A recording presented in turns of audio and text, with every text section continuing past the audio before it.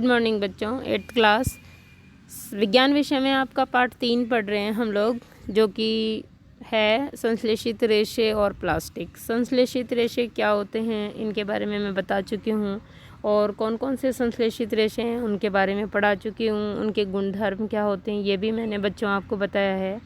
इसके बाद हमारा जो अगला टॉपिक था लेसन में वो आया प्लास्टिक। कल से हम लोग प्लास्टिक पढ़ रहे हैं। कल मैंने कल के वीडियो में प्लास्टिक की संरचना बताई आपको कि किस तरह से जो प्लास्टिक है ये भी बताया। प्लास्टिक भी क्या है, एक पॉलीमर है या बहुलक है, ठीक है। और प्लास्टिक के प्रकार भी बताए मैंने, हीट या ताप के आधार पर के थर्मोसेटिंग और थर्मो प्लास्टिक, ठीक है, कौन कौन से होते हैं ये भी बताया कि इम्पोर्टेंट हैं। दोनों ही परिभाषा पूछी जाती है आपके प्रश्नों में, कई बार प्रश्न पूछा गया है ये कि थर्मोसेटिंग और थर्मोप्लास्टिक जो है वो क्या है, या प्लास्टिक को ताप के आधार पर कितने प्रकारों में बांटा जा सकता है। तो ये सब चीज़ें हमने कल के वीडियो में देख ली थी। अब देखेंगे कि प्लास्टिक को हम लोग क्यों यूज़ में लेते हैं, इतना अधिक लोकप्रिय क्यों है प्लास्टिक। बच्चों, प्लास्टिक जो है वो विकल्प है, ठीक है ना, विकल्प पदार्थ है प्लास्टिक। जैसे आप कोई भी धातु लेते हैं या धातु से बने हुए वेसल्स या कंटेनर लेते हैं, ठीक है, समझ रहे हो आप, धातु से बने हुए बर्तन लेते हैं, उनकी जगह पर प्लास्टिक जो है वो हर चीज़ को डालने के लिए बहुत अच्छा विकल्प है।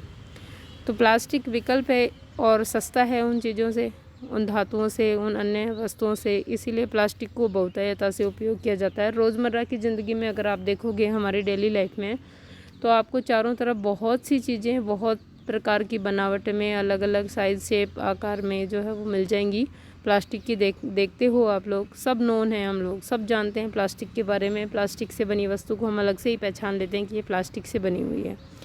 तो विकल्प पदार्थ प्लास्टिक आज हम लोग पढ़ेंगे। कल प्लास्टिक की संरचना पढ़ने के बाद आज विकल्प पदार्थ कैसे है प्लास्टिक वो देखेंगे हम लोग। आइए बच्चों देखें। आज यदि हम कोई खाद्य सामग्री, जल, दूध, अचार, सूखे मेवे आदि के संचयन, यानी संचयन का मतलब उनको भर के रखना, इकट्ठा रखना, संचयन करने की सोचें तो प्लास्टिक पात्र सबसे सुविधाजनक लगते हैं। क्यों लगते हैं वो भी देखेंगे। इसका कारण उनका हल्का भार, कम कीमत, अच्छा सामर्थ्य और उपयोग में आसानी है। यानी ये चारों कारण जो है वो प्लास्टिक बहुतायता से जो उपयोग हो रही है ना उसके कारण है। क्या क्या कारण है कि एक तो भार में हल्का है, वजन में क्या है, हल्का है। एक तो आप प्लास्टिक की बाल्टी उठाएंगे, और पुराने समय में हमारे जो पूर्वज थे या हमारे जो दादा दादी या ग्रैंड पेरेंट्स थे वो क्या करते थे, धातु से बनी हुई बाल्टियाँ काम में लेते थे, जिसमें बेसिकली लोहा काम आता था या स्टील काम आता था। उस बाल्टी में खुद में, खाली बाल्टी में इतना वजन होता था कि हम लोग अगर उसमें पानी भर लेंगे, उसको उठाएंगे तो शायद उठा ही नहीं पाएंगे, ठीक है ना बच्चे लोग। जबकि प्लास्टिक की बाल्टी तो उसके मुकाबले बहुत हल्की होती है। तो पहला कारण तो ये है कि भार में हल्का होना, वजन में हल्का होना। दूसरा, कम कीमत, कीमत भी क्या है, कम है, यानी ये चीप है, सस्ता है ये दूसरी वस्तुओं की अपेक्षा। फिर अच्छा सामर्थ्य, अच्छे चल जाते हैं प्लास्टिक वेसल्स, ठीक है। और उपयोग में आसानी है, प्लस एक चीज़ और बताती हूँ मैं आपको कि प्लास्टिक जो है, मैक्सिमम प्लास्टिक या अच्छे प्लास्टिक ट्रांसपेरेंट होते हैं। ट्रांसपेरेंट का मतलब है घर में जब हम लोग स्टील या कोई अन्य धातु, एल्युमिनियम के बर्तन रखते हैं या डिब्बे रखते हैं, उनमें जो चीज़ भरी जाती है, ठीक है ना, उनमें जो चीज़ भरी जाती है वो हमें दिखाई नहीं देती आसानी से। जब कोई चीज़ हम रख के भूल जाते हैं तो उसको ढूंढने में बहुत दिक्कत होती है हम लोगों को, है ना बच्चों। लेकिन अगर प्लास्टिक के डब्बों में हमने चीज़ें डाली है तो वो पारदर्शी है और हमें आर पार दिखाई देती है। इससे हम लोगों का टाइम बच जाता है और ज़्यादा परेशानी नहीं होती वस्तुओं को ढूंढने में। साफ दिखाई देती हैं बाहर से ये वस्तु कि किस डब्बे में कौन सी चीज़ रखी है। तो ये भी एक अच्छा कारण है उपयोग का। अब देखिए, धातुओं की अपेक्षा हल्के होने के कारण प्लास्टिक का उपयोग कारों, वायुयानों और अंतरिक्ष यानों में भी होता है। उपयोग की यह सूची असीमित है। असीमित का मतलब इतने सारे उपयोग हैं प्लास्टिक के कि हम लोग लिस्टेड नहीं कर सकते उनको। जहाँ देखो मैक्सिमम जगह प्लास्टिक काम में आ रहा है बच्चों आपके। यदि हम चप्पल, फर्नीचर और सजावट की वस्तुओं आदि से गिनना प्रारंभ करें तो आइए अब प्लास्टिक के अभिलाक्षणिक गुणों की विवेचना करेंगे। अब प्लास्टिक के जो मुख्य गुण हैं, प्लास्टिक में जो गुण पाए जाते हैं, जैसे हमने संश्लेषित रेशों के गुण देखे थे, वैसे ही हम लोग प्लास्टिक के गुणधर्म पढ़ने के लिए जा रहे हैं बच्चों। तो चलो पहला गुण देखें। ए में है प्लास्टिक अनअभिक्रियाशील है या अनभिक्रियाशील है।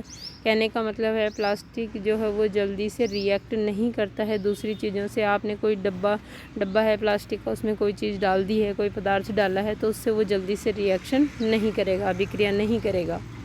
आप जानते हैं कि लोहे जैसी धातु को जब नमी और वायु में खुला छोड़ दिया जाता है तो उनमें जंग लग जाता है ना। यानी अगर हम लोहे की बनी किसी भी चीज़ को कितनी भी अच्छी क्वालिटी की हो बाहर छोड़ देंगे, जब भी बारिश का मौसम आएगा, हवा और नमी के संपर्क में आएगा तो भूरे भूरे रंग का एक पदार्थ जमा हो जाता है लोहे के ऊपर, जिससे जो है वो लोहे की वस्तुएं धीरे धीरे गल जाती हैं। गलने का मतलब उनकी पूरी जो कैपेसिटी है वो धीरे धीरे, उनका जो गुण है वो नष्ट होने लगता है, टूट जाती है, आसानी से ही मुड़ने लगती है और भूरे रंग की हो जाती है। ठीक है, अगर मान लीजिए स्टूल है लोहे की, तो उस पर हम लोग बारिश के दिनों में जंग लगा बैठ जाएंगे तो वो कपड़े ख़राब कर देता है, हमारे कपड़े जो है फिर उससे जंग उतरता नहीं है। तो ये बात हो गई। अब इस तरह से देखा आपने कि धातु यूज़ ले रहे थे हम लोग, लेकिन अगर प्लास्टिक के बर्तन को खुला छोड़ेंगे आप तो वो रिएक्ट नहीं करेगा, ना नमी से करेगा, ठीक है, ना हवा से करेगा और कोई अन्य पदार्थ नहीं बनाएगा। आयरन ऑक्साइड जो है वो आपको पता है एक टॉक्सिक पदार्थ है या फिर हार्मफुल पदार्थ है हमारे लिए, जो जंग जिसको आप कहते हो। अगर ऐसे डिब्बों में, ऐसे कंटेनर से हम लोग उसमें डालते हैं तो उसमें भी दिक्कत होती है जब हम खाते हैं तो चलिए आगे देखें। खुला छोड़ दिया जाता है तो उनमें जंग लग जाता है, परंतु प्लास्टिक जल और वायु से अभिक्रिया नहीं करते हैं। प्लास्टिक जो है वो नॉन रिएक्टेबल है एयर और वाटर से।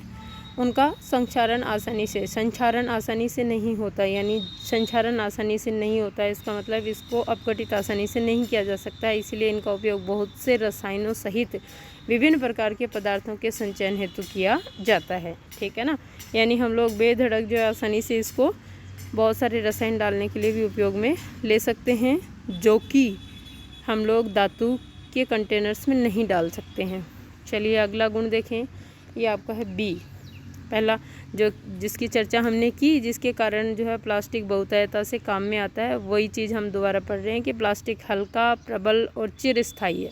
चिरस्थायी मतलब लॉन्ग लाइफ चलने वाला है, लंबे समय तक चलते हैं प्लास्टिक के डिब्बे, वस्तुएं आदि। पूर्व काल में उपयोग आने वाली बाल्टियों के बारे में अपने माता पिता और दादा दादी से बात करिए, है ना।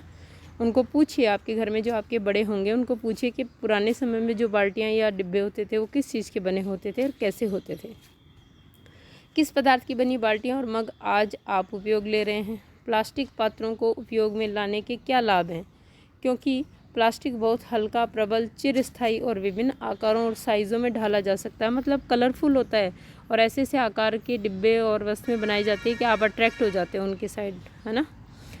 अतः यह विभिन्न उद्देश्य हेतु उपयोग में लाया जाता है, यानी बहुत सारे कामों के लिए उपयोग में लाया जाता है। प्लास्टिक सामान्यतः धातुओं की अपेक्षा सस्ते होते हैं, ये भी आपको बता चुकी हूँ मैं।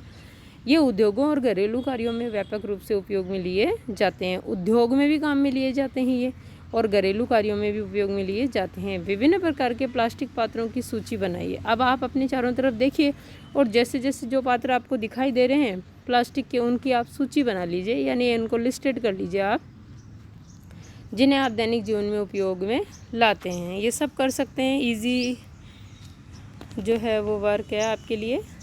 अब अगला और सी जो गुण है वो है प्लास्टिक कुचालक है। आपने ऊपर सीखा कि प्लास्टिक ऊष्मा और विद्युत के कुचालक हैं। देखिए, आप स्टील की कटोरी को गर्म करेंगे, कोई चीज़ उसमें गर्म करेंगे तो वो स्वतः ही इतनी गर्म हो जाती है कि उसको पकड़ना जो आसान नहीं रहता है बच्चों। जब आप उसको पकड़ते हो तो आपके हाथ जलने का खतरा रहता है, ठीक है ना। लेकिन यदि आपने प्लास्टिक की चीज़ में कुछ डाला है, मान लीजिए हल्का गर्म है वो या गर्म है, ठीक है, जैसे आप जब भी रेस्टोरेंट्स वगैरह जाते हो या बाहर से ढाबे से खाना पैक करा के लेके आते हो तो प्लास्टिक के डिब्बों में डालते हैं, वो अच्छा प्लास्टिक होता है, प्लास्टिक के डिब्बों में सब्ज़ी डालते हैं, उसको पकड़ना आसान होता है, इतना गर्म नहीं लगता है वो। लेकिन अगर आप स्टील की कटोरी में, जैसे मैंने आपको कहा कि स्टील के बाउल में कोई चीज़ गर्म करेंगे, उससे छुएंगे तो वो खुद ही इतनी गर्म है कि आपका हाथ जल जाने की संभावनाएँ रहती है। तो ये प्लास्टिक जो कुचालक है, हीट और विद्युत दोनों का। एक तो प्लास्टिक की चीज़ों में करंट नहीं आता, यानी बिजली का भी कुछ अलग है ये, और ऊष्मा का भी कुछ अलग है। आपने ऊपर सीखा कि प्लास्टिक, ऊष्मा और विद्युत के कुछ अलग हैं, इसीलिए बिजली के तार प्लास्टिक से ढके हुए होते हैं। देखते हो ना आप, जितने भी वायर्स होते हैं इलेक्ट्रिसिटी के लिए, उनके ऊपर एक इनेमल चढ़ी हुई होती है, ठीक है, एक परत चढ़ी हुई होती है जो कि प्लास्टिक की ही होती है, जिससे करंट लगने का या शॉर्ट सर्किट होने का या चिंगारियाँ उत्पन्न होकर आग लगने का खतरा बहुत कम हो जाता है, ठीक है। और बारिश के दिनों में जब भी नमी आती है या पानी आता है तो यही इनेमल जो है वो आपस में तार भिड़े नहीं, करंट नहीं आवे, इससे बचाव करते हैं। इसलिए बिजली के तार प्लास्टिक से ढके रहते हैं। और खाना बनाने वाले पात्रों के हत्थे इसके बने होते हैं ताकि पकड़ने में आसानी हो, गर्म ना हो।